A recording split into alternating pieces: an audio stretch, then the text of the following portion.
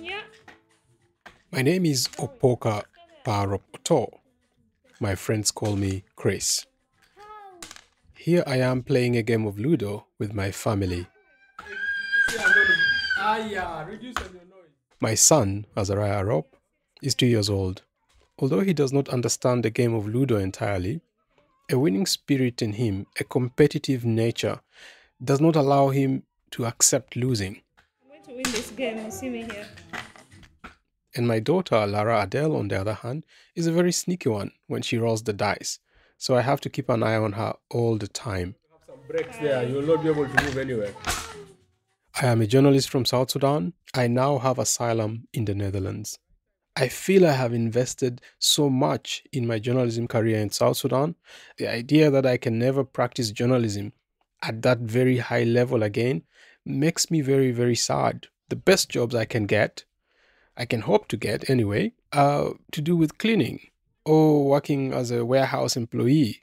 Although the pay is good, but it is not what I am trained to do. So with all my experience, it is somewhat interesting how my CV has changed from being a credible, trusted, hardworking journalist and editor to now doing manual work. 6. And one. That is six. No, 6 And was one. here. That is six. Okay. However, my ambition is to maintain my current life in the Netherlands, return to my career as a journalist somehow, but also I want to help other journalists who are working back in South Sudan to either stay safe or escape when they must.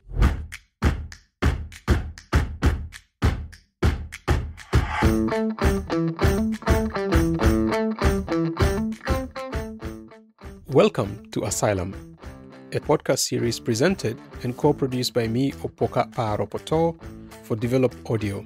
This series was supported by the Pulitzer Center.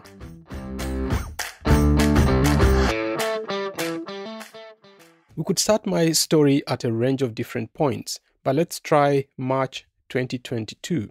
The winter in the Netherlands is starting to come to an end, and although I am struggling in my new situation, at the same time as we are playing Ludo, my old journalist colleague Waja Emmanuel, who is still living back in South Sudan, is being kidnapped, tortured, and poisoned by the state operatives. Even people that have the knowledge to do investigative journalism are afraid, because how do you do it in an environment like South Sudan that people are, first of all, are afraid to talk, and when they talk, it becomes a problem. This is Waja. The only way I am able to talk to him is because he escaped his capture. Naturally, we can't reveal exactly where Waja is at the moment, but he is talking from South Sudan and has worked for a whole host of media houses. Almost every story in South Sudan is regarded as dangerous. You find the newspaper comes out with even 1 or 2 pages. Sometimes even the front page is empty because those are things that they deem not right. South Sudan ranks 128th out of 180 countries in the World Press Freedom Index, with journalists facing censorship, threats and intimidation, unlawful arrest and even death. Journalists are even censoring themselves on minor stories. We became independent on 9th July 2011. We were part of Sudan for a very long time. We celebrated independence with punctuated caution, only for a brutal war to explode in December 2013. We have abundant, untapped mineral resources. However, while our neighbors including Uganda, Kenya, Ethiopia, Sudan, and the Central African Republic have scored better in development, we have stagnated in South Sudan. Day after day, things are getting worse, and the state of independence of journalism is definitely diminishing. I remember the threats started as minor, of which I ignored, but eventually got into something bigger. Being a journalist is not easy. Building a good journalistic reputation is even more challenging. It demands energy, time, dedication, consistency, continuous learning, relearning, and unlearning where necessary. My journey as a journalist involved going from print to community radio for the BBC Media Action, where I was a trainer and a producer, to teaching radio journalism, and then returning back to print. Wajai and I have been friends for years, and we have a rich history working together.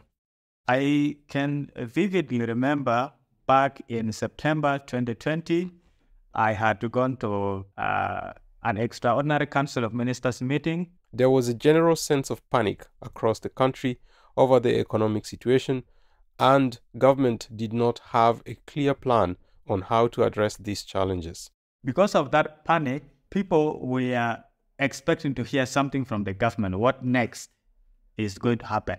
So people started sharing this information and waiting for what the Council of Ministers are going to decide.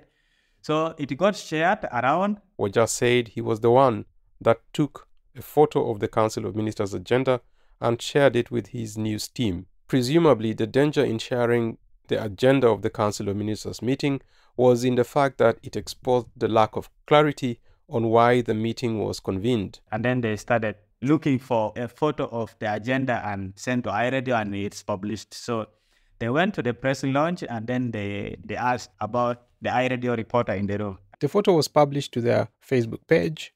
I showed up and then I said, I'm the one. I was left with some media colleagues. Then they pulled me out. These are security officers who are with the ministry. I gave them my phone, my recorder, actually everything. So they confiscated all my materials, including my ID, and then they took me into some room. Wajah is no ordinary journalist, and he definitely is not one of those reporters who copy and paste what politicians and government officials say during press briefings. And he is known for researching issues that he reports about. To ask a question is to be brave, but to follow up stories, to publish damning reports, is quite another thing and comes with risks. They said, okay, I should wait a bit. I waited for about 20 minutes. They told me I should follow them. I followed them. I was taken now to that compound for presidential security next to the parliament. They took me in. And then at that point, these other colleagues from other media houses, including the Voice of America, and they started chasing them. They wanted the journalists to leave and leave me there. But this guy said, no, we're not leaving until he is released. If you're taking him, you're taking us together. So other journalists insisted on staying, but they still took Wajah into a room and sat him on a chair. I said, I'm a journalist. And they asked me, so this information was sent to the media house and it has been published. There is nowhere else it has gone. Said, that is wrong. I am sabotaging on the status of the country. How about if that information was dangerous? After about 30 minutes, at around 7 p.m., they told him to go back home and return around 10 a.m. the next day with one of his bosses. Wajah said fine. When he started leaving, a white Land Cruiser approached outside. And one of the guys ordered the security to take me to the car. But they started to disagree. And when they disagreed, I couldn't hear. I didn't know what exactly they were discussing about, but what I knew was that they were discussing whether to take me or not to take me. And then eventually, one of them got so annoyed and started raising his voice, saying, if you arrest this boy, if you take this boy, it's going to be a problem. And his colleagues are here, and that means it will land us into some trouble. So eventually, they went and picked my bag, and then the guy threw it on me and told me I should go. The issue ended, and Wajah didn't hear anything more of it. I went to the office. I was working on weekend news. So after I finished, I recorded the news and then I left home. He didn't hear anything for a week or more. It is typical of the national security officers to issue threats but later fail to get official approval to start or continue a case. In most instances, such threats are used as intimidation tactics to send a message that the journalist is being watched and that action can be taken against them anytime. So as I approached home, I saw a black Subaru car parked next to our gate. As I was almost entering the gate, one of them called me. At this point, Wajah didn't imagine that these people could be dangerous. They were, after all, in plain clothes. And said, hey, I started asking that they did a favor. And I said, what favor? That they are going to Rock City, residential area, but their fuel has cut them short, and they don't know if I could help them with some money only to put a liter of fuel so that they will proceed. Then I told them, no, I'm sorry, I do not have any money. Then he said, it's okay, you just look to someone familiar and we thought you would help. At around 7 p.m., I got out of the house. There is some clinic within our area. I was going to get some magnesium from that shop. So as I was going, this same car that they wanted fuel showed up again at that point. So these guys came and then they parked the car next to me. And the guy on the left, where I stood, lowered the window. He had a gun, AK-47, on his laps. So he lowered the window and then he said, do you remember me? And of course, I remembered him, but I didn't want to agree that I remember where I saw him. I said, no, I don't recognize you. Then he started saying, I know you. I know who you are. I know who you work for. And I know all your colleagues. He started mentioning the names of my colleagues. And he is here to warn me. If I try any single move, they are going to do something bad to me. This whole conversation happened in Arabic. And then the guy behind asked that, are you sure this is Waja Emmanuel? Then he said, yeah, I know him very well. This is Waja. I think they became a bit afraid of people noticing that they were threatening me. So immediately they took off from there. And then I was just left stranded. Waja quickly made a U-turn and returned back home. I wrote to some of my colleagues, including the CEO, based in Nairobi. The CEO was Stephen Omiri. Sometime after that incident, I decided to leave the family house. So I decided to shift away because I had a thought like maybe my profession and the things that I was doing were exposing my family to some kind of a danger. But the same incidences started, continued happening. I remember one of my female colleagues who works for some media houses in Juba. She actually came up to my place, told me that I am being hunted and there is an arrest warrant that has been issued against me by the national security. He found out the date the arrest warrant would be 1st of February 2022. But he thought he hadn't done anything wrong. He was just a civilian, and he only told one other person about the pending arrest. I remember one time there was a guy who came with a car and then parked at the apartment where I was staying. The car was there for about an hour, and it was just parked adjacent to the window side of my house. On the 25th of February, he left Juba for Kampala. I started living like a fugitive anyway. So I again shifted from where I was staying. And on Monday, the 3rd of March, he went to the office. So after finishing the internal meeting, I made some assignments, assigned some few stories to my colleagues. So I left my phone. We have open shoes that we keep around in the office. I removed my shoe and then I put on these slippers and I stepped out. I used to have lunch at the same place where Waja headed to buy his Rolex, not a wristwatch, but a Ugandan street food, a delicacy, fried eggs with some fresh tomatoes, rolled in a chapati, quite delicious. This car surfaced from behind, and one guy came out of the car.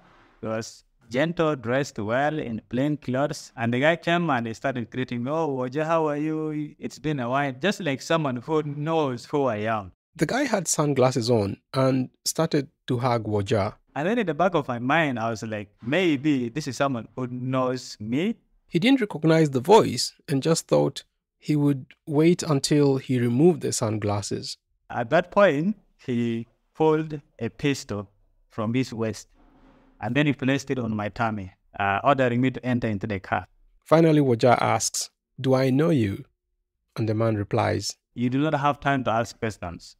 It's either you enter the car or we leave you here.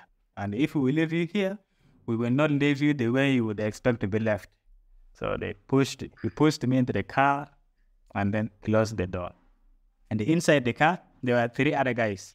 No one around him noticed the pistol or anything dangerous had happened. In the car, Waja was in the middle, sandwiched between one of the men already in the car and the man who had threatened him. 3 of them were armed with guns. They started removing my clothes. They removed my shirt, they removed my belt. They didn't leave Waja naked, but dressed him in a black jumpsuit and a mask that covered his entire head. There are these masks that you usually see in movies. So now he can't see anything. But now from the movement, because I am familiar with that road and those areas, I noticed which way we passed. We used the same road that was going from Jebel to Custom because I know the number of bumps. Then eventually they reached a certain point where they stopped. And then I was moved from that car into another car that had a siren. So now he can hear the sound of a siren, which means the car can go much faster and doesn't need to stop.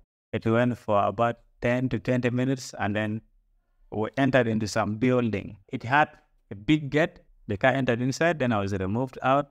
I think it's a kind of a story building because it had some steps. I felt myself being dragged up. So taken inside, and then I was pushed into some room. Woja can hear there are people in a room to his right, and there is also a pungent smell starting to reach him from that room. I felt like, could this be like a butchery? Woja secretly starts to imagine actual people being chopped into pieces. He thought and asked to himself, is that what's causing the smell? He thought, why would they take me to a place where they slaughter animals? It can't be true. It must be people.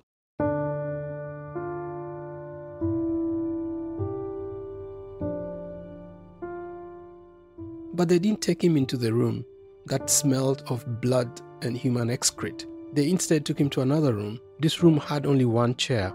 I was taken inside, and then one of the guys instructed me to sit down. I sat down. Sat down for about 10, 15 minutes again. Then, without doing anything, they removed him from the room and took him to the car. They drove for a very long time. I don't know how many hours. Could be an hour and a half or maybe 2 hours. So now, this time they took me into another house. When they took me inside, they removed the mask. The room was still under construction. I sat down, then one guy came with a tape recorder, just like these normal recorders that we use for our interviews. That one is Tascam. I recognized it very well. So he put the recorder on, and then he started asking me, who are you? What is your name? Who do you work for? Where are you from? Which tribe are you? Who is your father? They wanted to know why he was always so critical of the government. One of them asked him why he was trying to instigate a revolution. Within the presidency, the Cabinet Affairs manages a unit that collaborates with other units in the National Legislative Assembly and the National Security Service. Their role is to analyze reported events by journalists and monitor the social media platforms of critical journalists. Some members of these units, who also have a background in journalism, undergo recruitment and training by the National Security Service to assess the work of critical journalists and activists. Subsequently, the unit compiles its findings and presents them to senior officers. These officers then ask specific questions during interrogations, seeking clarification on the journalists' intentions.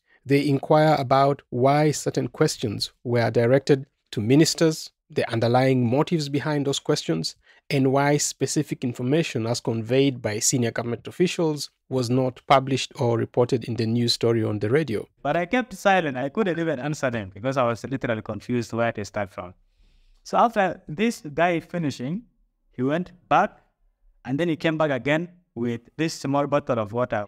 It was already getting dark. Woja guessed it was about 7 in the evening. So this bottle of water had some black substance inside.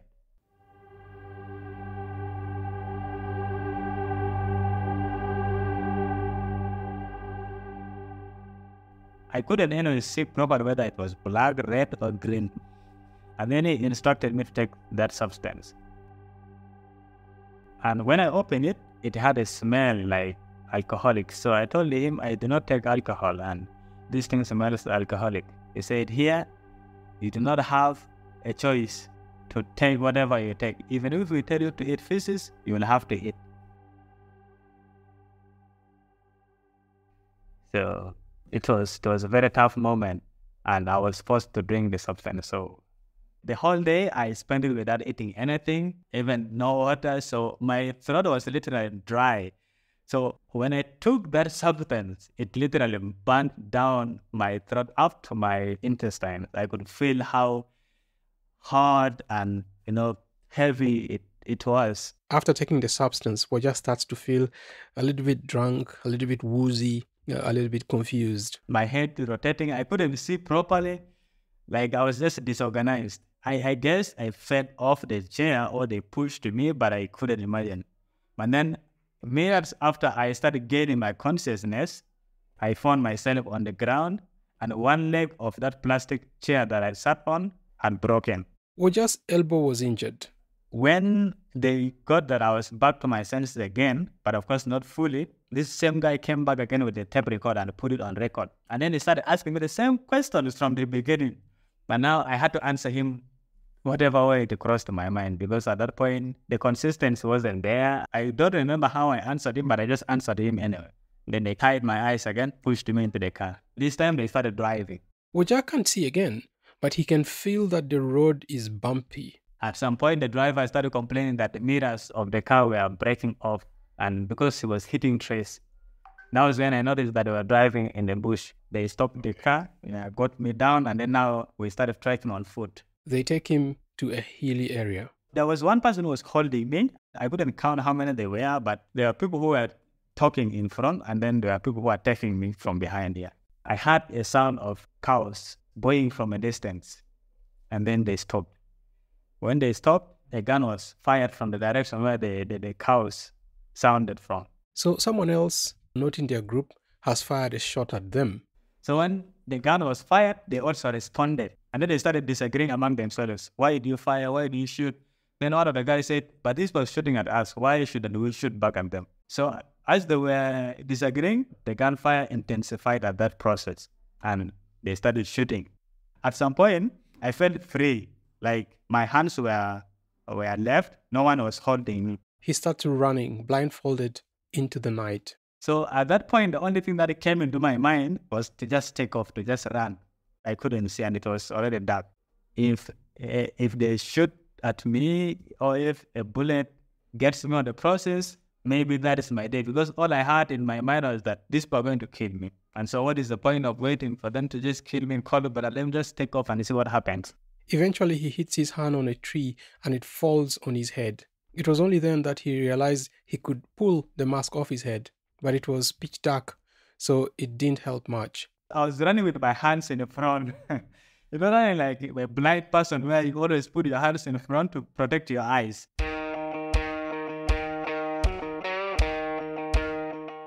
The gunshot was still going on. I ran for some minutes and then I fell into a stream of water. It was literally up to like my neck, but I couldn't swim. Because I had a feeling like maybe these were chasing me. If I swim, I would make sound and maybe they would hear. So I crossed the river on my foot to the other side. I had the jumpsuit on me. So it was because of the water, it got heavy. I removed it. I was now bare-chested at that point.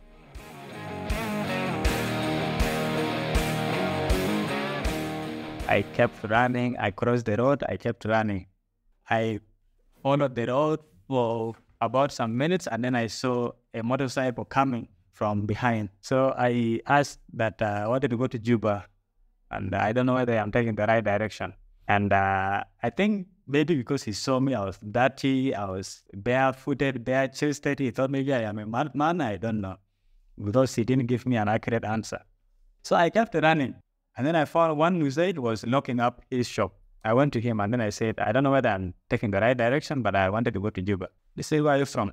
I had to give him a false answer for him to trust me because of my appearance. I told him we lost some goats and sheep from home, so they ran to this direction and we've been looking for them all along, so I literally got lost. Then I told him, if you're going to Juba, then Juba is behind you. You have to make a U-turn and run back. So he went back to running. At around 11, I reached Lolobo. I reached old mama.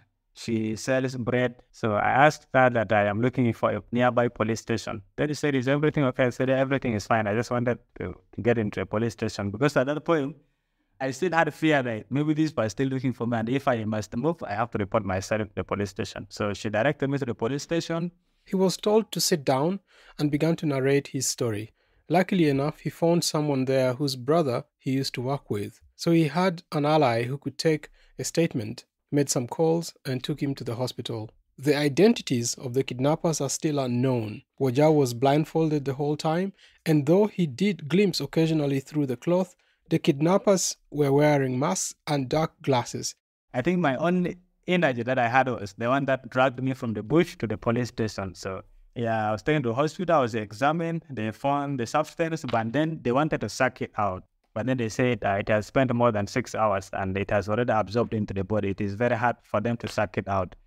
I was given some medicines to regain some energy. The next day, the hospital couldn't treat exactly and couldn't examine the type of substance that I had taken because they did not have what they call toxology test machine. I felt I needed more further help abroad. So I decided to move to Uganda, where I had my treatment. He was treated at Case Hospital for 3 months for what was found to be poisoning with methanol acid.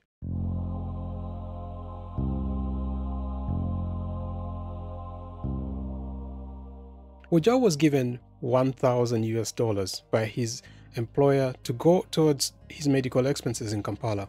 The money that they gave me wasn't enough for the treatment that I had to do. Defenders put in $3,000.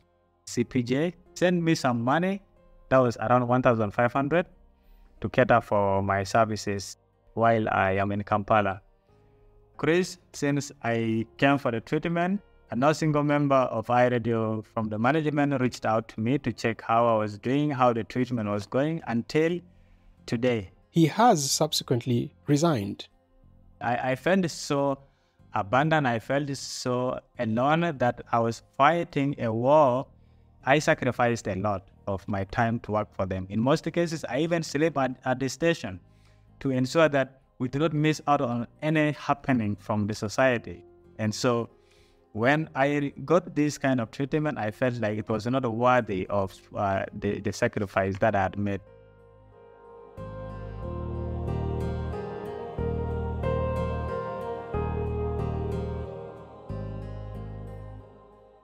When I was a journalist in South Sudan, I became a target, disliked by political and military elite, and despised by fellow journalists.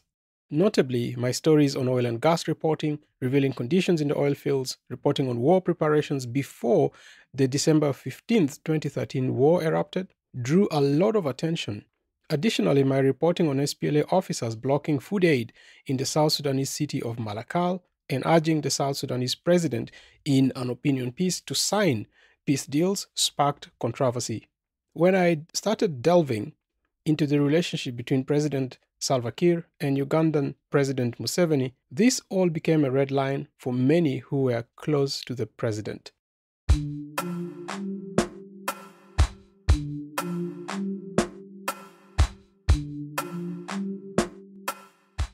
A few months pass, and then on the 7th of August 2022, I hear that another South Sudanese journalist has been arrested, Ding Magot. She was on assignment covering a protest in Juba for Voice of America. I immediately start to make calls to see if she can be released.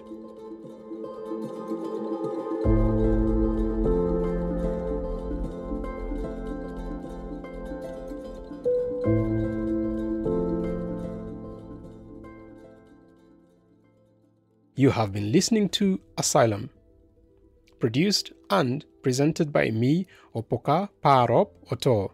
Our executive producer is Paul McNally. This is a production of Develop Audio. This series was supported by the Pulitzer Center.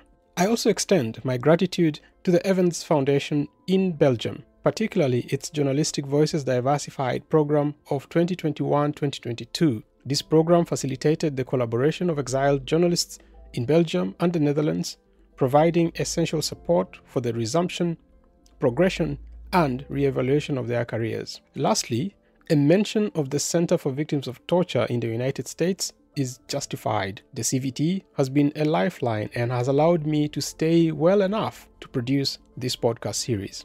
Thanks to the vibrant community of exiled human rights defenders, activists, and journalists, all of whom are an integral part of the RFG magazine family. Until our loud whispers meet again, stay vigilant, stay curious, and ask questions. Every truth seeks refuge as it escapes the jaws of oppression. From a tiny Dutch village called Kokenge in Utrecht, this is Asylum, where exile fuels the fire of inquiry.